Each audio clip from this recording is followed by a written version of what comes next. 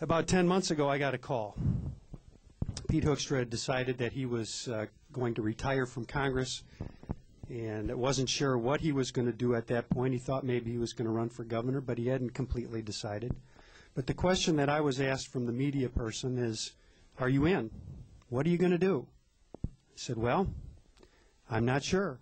I'm certainly interested, but I never approached decisions of this magnitude without doing my homework and without taking my time to process, to talk to people on the ground.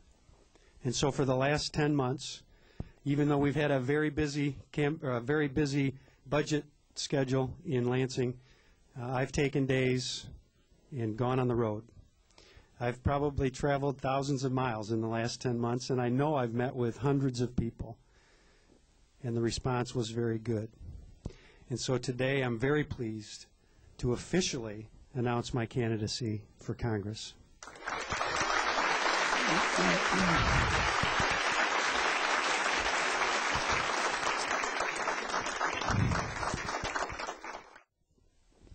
One of the most frequently asked questions of me as I have been traveling the 2nd District is, wow, really?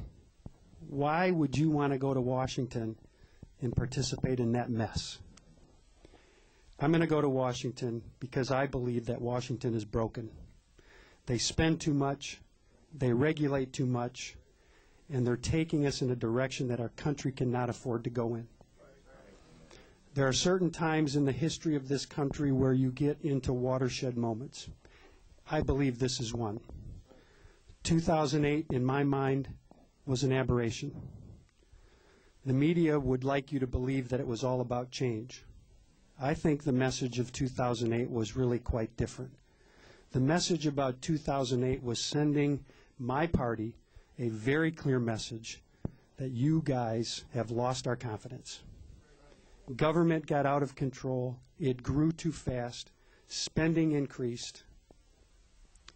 Think of it for a minute. Within the last 30 days, this has been in the news.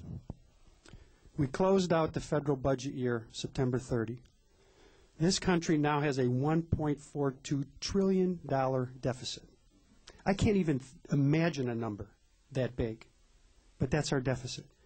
In the fiscal year that ended September 30, we paid $190 billion in interest on that debt. And that's projected to go up to $400 to $500 billion in a very short amount of time. We can't afford that. This Congress has put not only our financial security at risk, but our national security at risk. We have so much debt with countries like China and Japan and other Asian countries that if they wanted to, they could significantly impact our ability to operate and function as a country. That should never happen. And when I go to Congress, I'm going to work with my colleagues from across the country, really, who are dedicated to making sure that we return this country to our founding document, and that's the U.S. Constitution. I think what sets me apart from the other candidates is this. I'm a conservative. You all know that. I'm pro-life. I'm pro-gun. I'm pro-traditional family values. I'm pro-traditional marriage. I believe in personal responsibility and limited government. You know that because you've seen me in action. What's different between myself and others is I have a track record to prove it. For me, it's not just words on a paper that I can read and make people believe that I believe. For me, I've lived it. I've taken some of these conservative values and turned them into public acts. I've taken conservatives' wish lists and turned them into lists of accomplishments. And I intend to do the same thing when I'm your next congressman next November. That can't happen with just myself and Jody and our 3 kids. They're all going to be involved. But this is a partnership. And we hope that you'll join us in those efforts, because with all of your help, we can get this done, and we'll be successful at the end of the day.